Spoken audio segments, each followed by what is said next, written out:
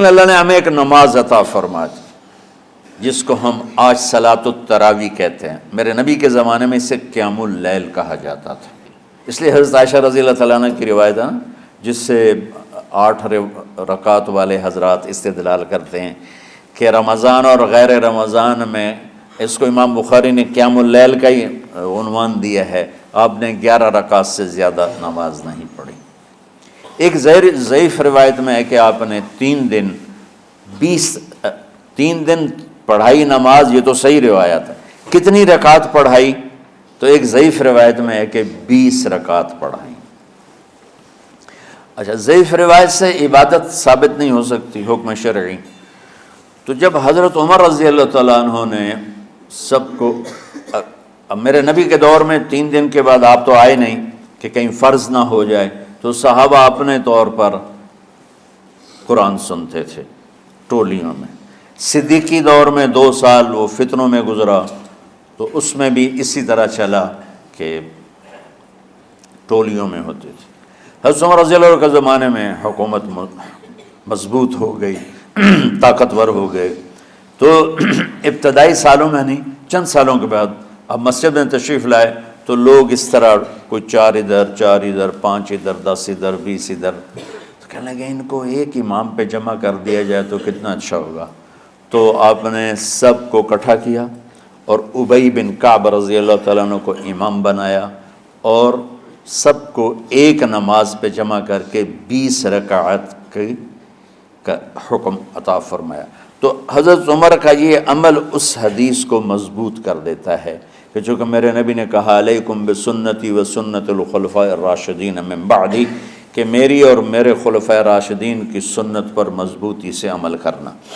تو حضرت عمر کا جو 20 رکعت طے کرنا ہے، اگر ان کا اپنا اجتہاد ہے تو بھی ہمارے لیے عمل کے لیے کافی ہے، اور اگر ان کو یہ یاد ہے کہ میرے نبی نے 20 پڑھی تھیں تو اور زیادہ اچھی بات ہے۔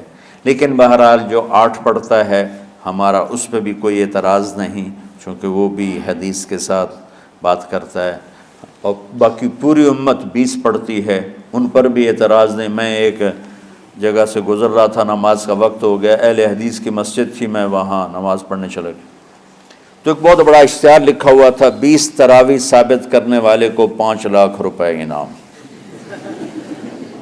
کہ 20 تراویح، سینکڑوں سال سے امت کا عمل 20 تراویح آ رہا ہے۔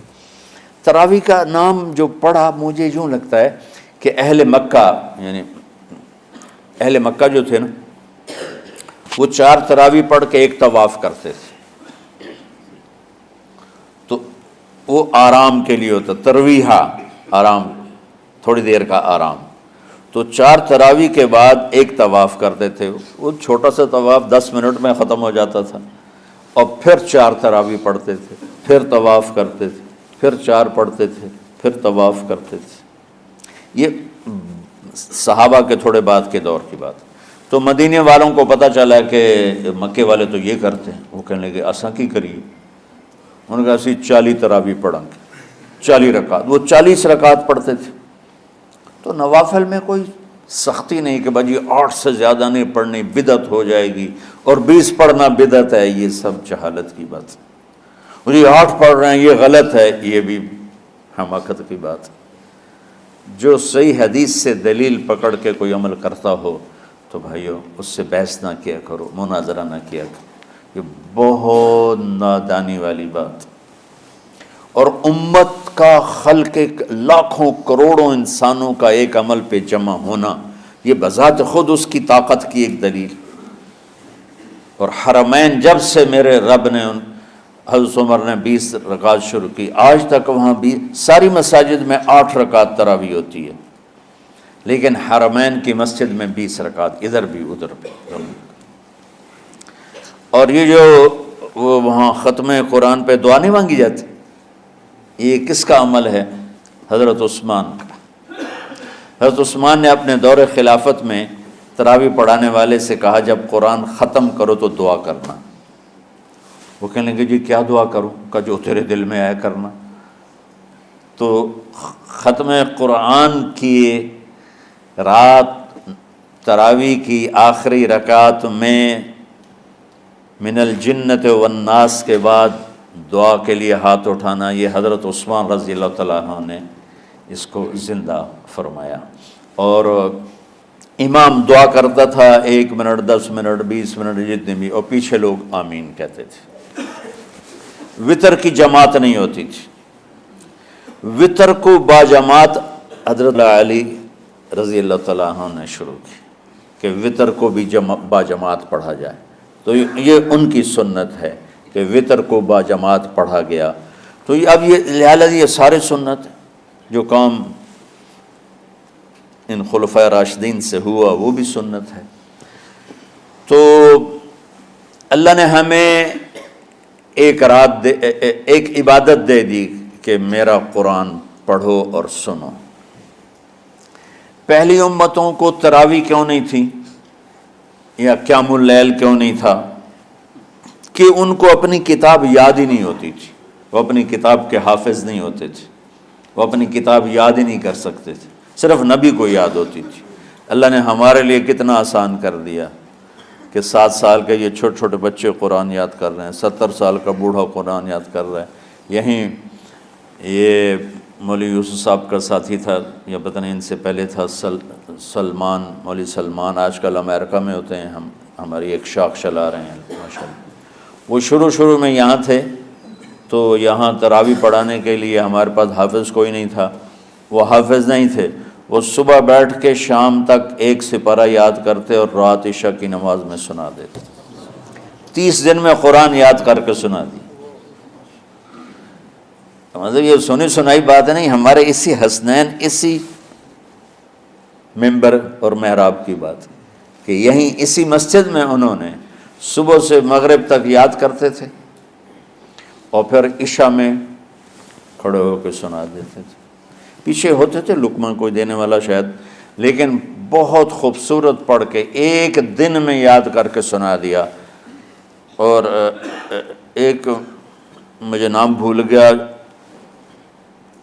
کہ 3 دن میں قرآن یاد کیا، 10 سپارے 1 دن میں یاد کیے، 10 دوسرے دن میں یاد کیے، 10 تیسرے دن میں یاد کیے۔ وَلَقَدْ يَسَّرْنَا الْقُرْآنَ لِلذِّكْرِ فَهَلْ مِن مُدَّكِرٍ۔ تو اللہ تعالیٰ نے اس کو نصیحت کے لیے بھی آسان کیا ہے اور یاد کرنے کے لیے بھی آسان کیا ہے۔ کوئی کتاب پہلے یاد نہیں ہوتی تھی کسی کو، ماشاءاللہ تم میں کتنے حفاظ بیٹھے ہیں اللہ کے فضل سے۔ تو اللہ نے ہمیں رات کی نماز عطا فرمائی، اور چونکہ یہ ایک مشقت ہے تو میرے نبی نے کہا یہ رات کی نماز کے ہر سجدے پر 1500 نیکی لکھی جاتی، 1500 نیکی لکھی جاتی۔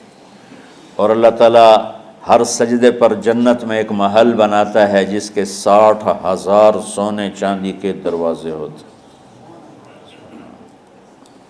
اور ایک درخت اس کے لیے لگاتا ہے جس کے نیچے 100 سال گھوڑا دوڑ سکتا ہے۔ تو رمضان کا اہتمام آپ رجب سے شروع فرما دیتے تھے۔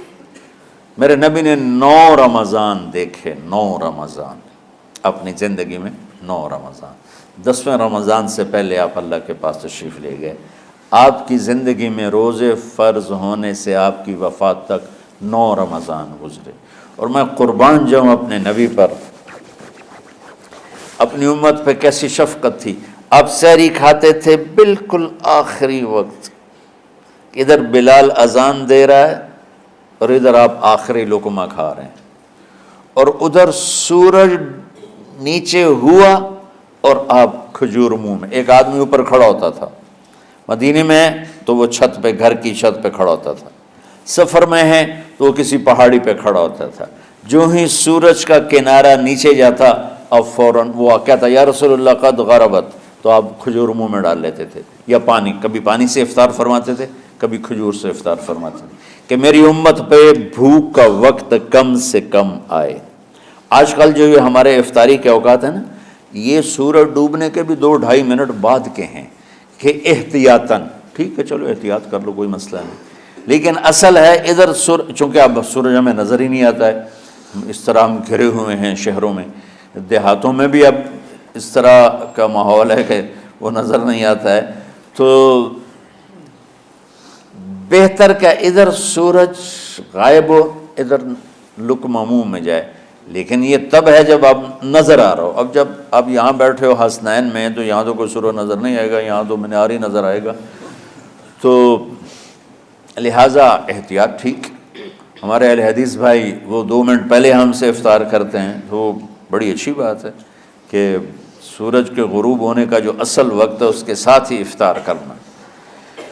اور سحری میں ایک واقعہ سناتا ہوں، آپ سحری کھا رہے تھے، بکرے کی سری پکی ہوئی تھی، تو مولا علی رضی اللہ تعالیٰ عنہ اور عرباض بن ساریہ رضی اللہ تعالیٰ عنہ آپ کے ساتھ کھانا کھا رہے تھے، تو حضرت بلال ہے، یا رسول اللہ وقت ختم ہو گیا ہے، میں اذان دینے جا رہا ہوں، آپ برائے مہربانی کھانا پینا بند کریں۔ اور یہ کہہ کر چلے گئے۔ چھت، ایک انصاری عورت تھی، اس کے گھر کی چھت پہ چڑھ کے اذان دیتے تھے۔ چڑھنے لگے تو پھر واپس آئے کہ دیکھوں اللہ کے نبی نے کھانا چھوڑ دیا یا نہیں، آ کے دیکھا تو وہ کھا رہے تھے۔ انہوں نے کہا یا رسول اللہ واللہ لقد اصبحت، یا رسول اللہ اللہ کی قسم سحری کا وقت ختم ہو گیا، صبح ہو گئی۔ تو آپ نے ہاتھ پیچھے کر لیا، کہہ رہے تیرا بھلا ہو بلال، ابھی وقت باقی تھا، تیرے قسم کھانے پر اللہ نے اس کو پہلے نکال دیا کہ تیری قسم کہیں جھوٹی نہ پڑ جائے۔ تو حضرت علی نے فرمایا کہ اگر بلال قسم نہ کھاتے تو جب تک میرے نبی کھاتے رہتے صبح صادق نہیں ہونی تھی۔